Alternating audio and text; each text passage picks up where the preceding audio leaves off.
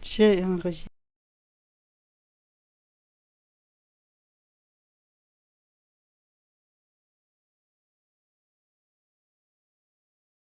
The suprasegmental aspects of pronunciation refer to those phenomena that go beyond the level of a single sound, and they include sentence stress, rhythm, and intonation. Of course, this is sometimes referred to as the melody of language because basically it concerns the patterns of speech changes that happen when we speak a language. And of course, needless to say that every language has its own patterns of stress, rhythm, and intonation, its own music. Understanding and using these suprasegmental aspects in an appropriate way is going to contribute to our intelligibility. This means that native speakers will find it easier to understand us. And of course, conversely, keeping our first language patterns of stress, rhythm, and intonation may lead to us having a foreign accent. Let's look at some examples to illustrate the importance of stress, rhythm, and intonation. If we look at these three sentences, we will see that each language has its own pattern of stress, rhythm, and intonation that make them different. If we say, me gusta mucho el español, this will sound noticeably different from saying, I love English a lot. And of course, this is going to sound different from saying, j'aime beaucoup le français. We can see here that each of these three languages have a particular way of sounding, a particular music that is going to make them very distinctive. And if we just look at the second example between Spanish and English, we will see that when we pronounce the word sentencia, every syllable is going to take about the same length, is going to be just as strong, regardless of the stressed syllable. However, when we pronounce the word sentence, we will see that the stressed syllable is going to be longer and louder, and that the second syllable that is unstressed is going to be noticeably reduced. Now, why does this happen? It happens because English and Spanish have different patterns. First of all, we can say about Spanish that it is a syllable stress language, and we can notice this when we say la pronunciación es importante. We can see that each syllable is going to take about the same time, so this is what we call a syllable time language. However, English is a stress time language, so the time that you're going to take to say something is going to be more related to the number of stressed syllables, as when we say pronunciation is important. We call this a stress time language, and it is very important to see that when we're going to speak English, we must follow these rules of stressed and non-stressed syllables and words.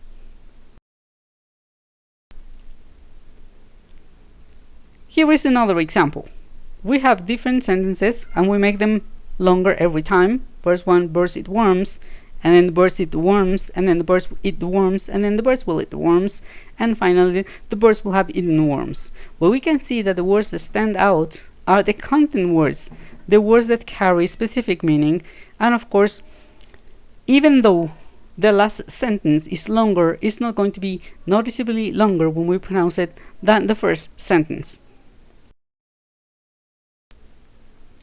Now, what happens in English then is that the content words, the words that carry important meaning, are usually going to be stressed, and we're talking about nouns, main verbs, adverbs, adjectives, question words such as what and where and when and why and how often, and of course the demonstratives such as this and that and these and those. On the other hand, the function words, the words that only carry grammatical meaning that indicate relationships between other words, are usually going to be unstressed.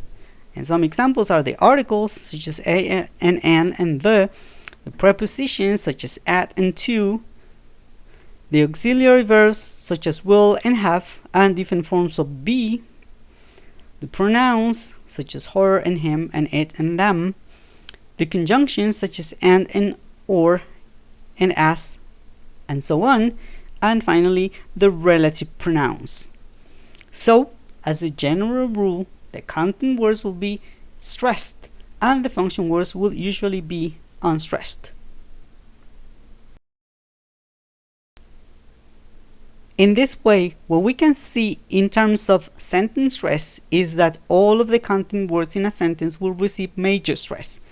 However, the last word, the last content word of the sentence is going to have major stress.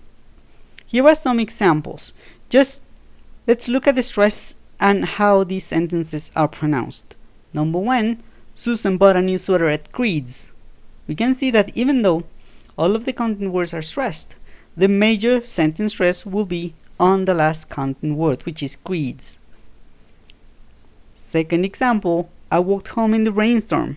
We can also see here that the major stress will be on the word rainstorm. And finally, when I say Peter likes your suggestion, we can also see that the major sentence stress will be on the last content word of the sentence. So, most of the content words will be stressed. However, the major sentence stress will be on the last content word. Besides the fact that the content words, and especially the last content word of a sentence, will receive major stress, there are some other important modifications that happen in connected speech when we speak at a natural rate. These are some examples of things that could happen. Let's listen. I don't know what you're talking about. What you gonna do tomorrow? I can't tell you how happy I am to see you again. Would you like boiled potatoes or steamed potatoes? You saw her face with a lot of affection. I can sing, but I can't dance. These are some examples of some important phonological phenomena, and we're going to talk about them one by one.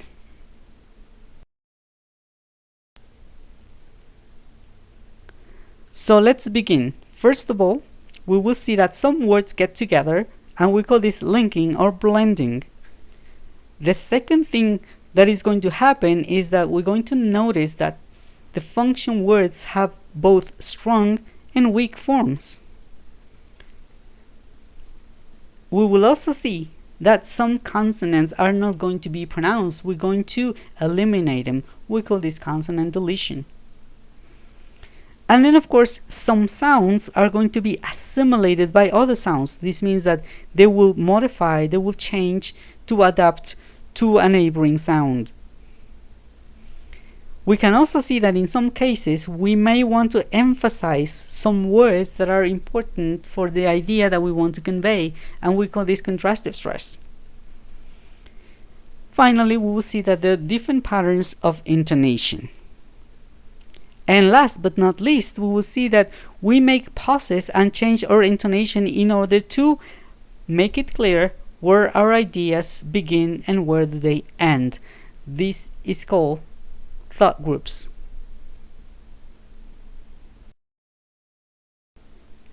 Now, linking is something that happens in every language because we can see that vowels and consonants will get together and some whole expressions or sentences are going to be pronounced as if they were a single word. Here are some examples. First of all, rock and roll, laid out, stop and go. So we can find different linkings between vowels and consonants, such as in stop it, and grab it, and came in, and laugh about, and leave early, and with it, cash out, rage in, push it, washed it, play done, run around, pass out, fair enough, fool around, back out, drag out, sing it, and check in. Now, there are also combinations between vowels and vowels, and the important here to mention is that when we speak at a natural speed, the words will come together in a natural way. This is what we call linking.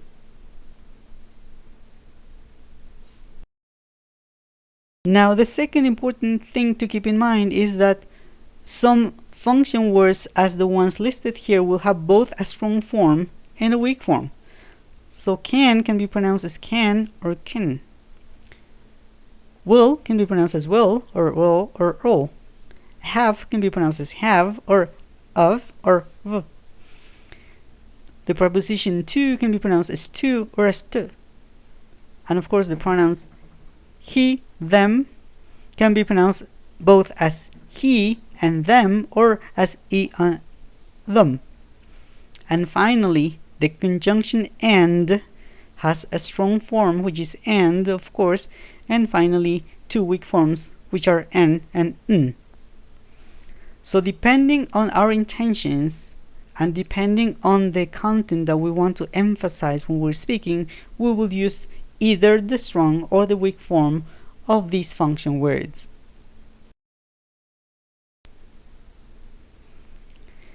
Let's look at some examples of weak forms in these sentences. He went to the store. I'll give him a break. Cream and sugar. As sweet as honey. A cup of coffee. Where did he go?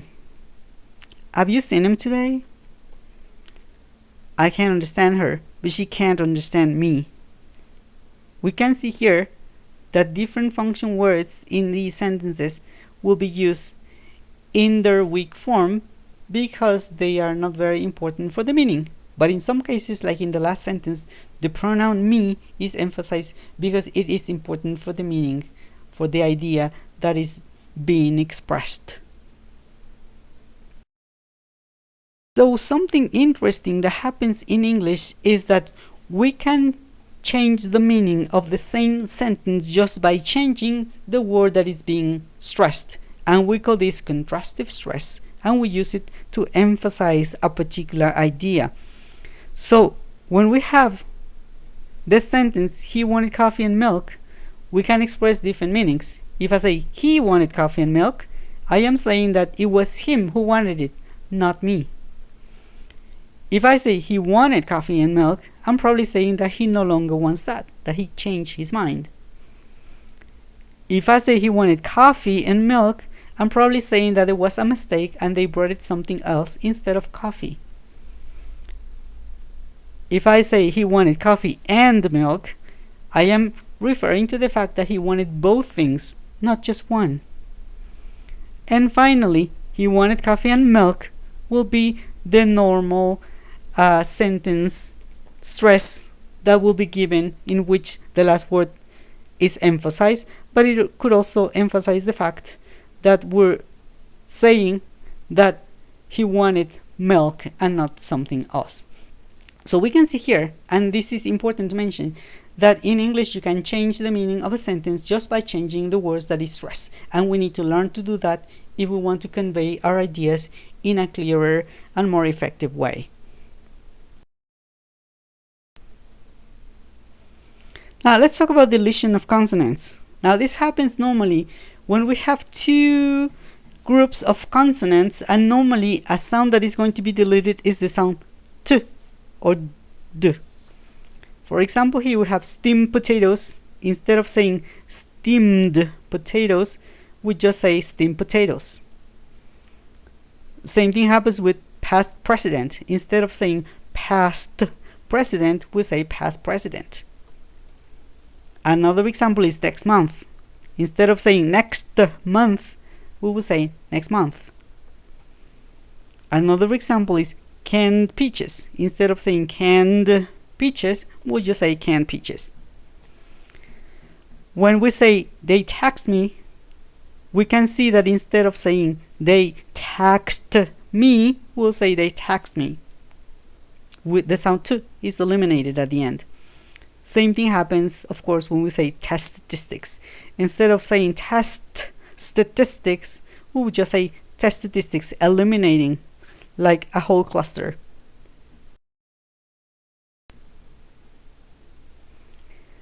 So in all of these sentences, we're going to see some examples of deletion of consonants. Just listen to them and try to see which consonants are deleted. My landlady bought a new handbag the other day. The second boy waited for half an hour. I didn't know they had finished talking. I don't like fast food as a rule. I watched TV last night. Next time I'll go to bed earlier. Identify then the sounds and see which of these consonants are not pronounced. Assimilation is a phonological phenomenon whereby a sound is going to change because of its proximity to another sound.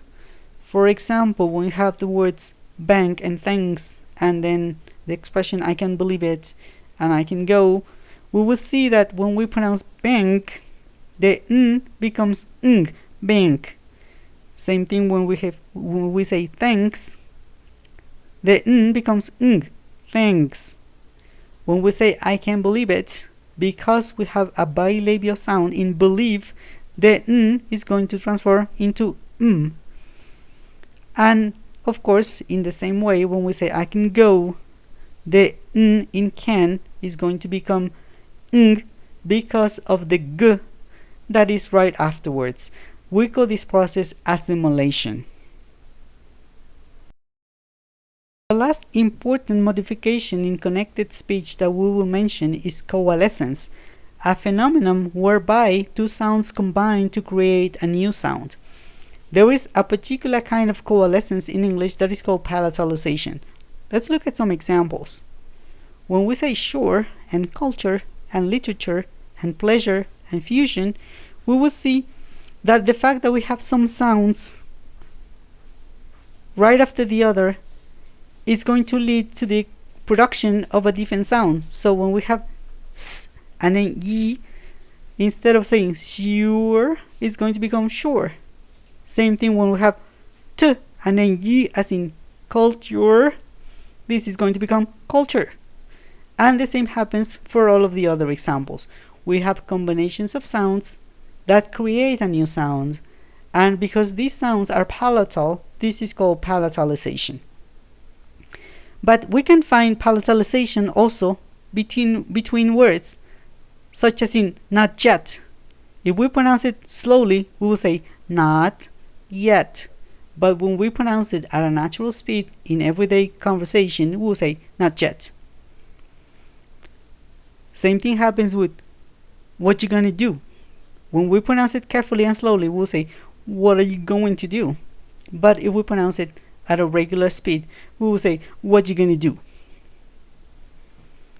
Same thing happens with this year. If we pronounce it carefully, this will be this year. But if we pronounce it at a natural speed, this will become this year. This is exactly the same thing that happens in where's your mom? Where's your mom? Instead of pronouncing z, we're pronouncing sh. And of course, we have palatalization in the combination of these models with the pronoun you, would you mind, instead of would you mind. And of course, could you move, instead of could you move.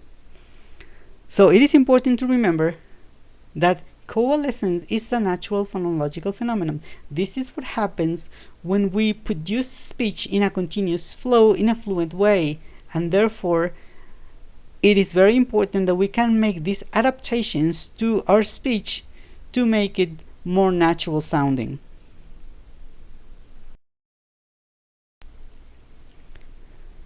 So this is the part that covers suprasegmental aspects of pronunciation, the music of the language. Thanks a lot for your attention, and I will be seeing you in the second part of this same topic.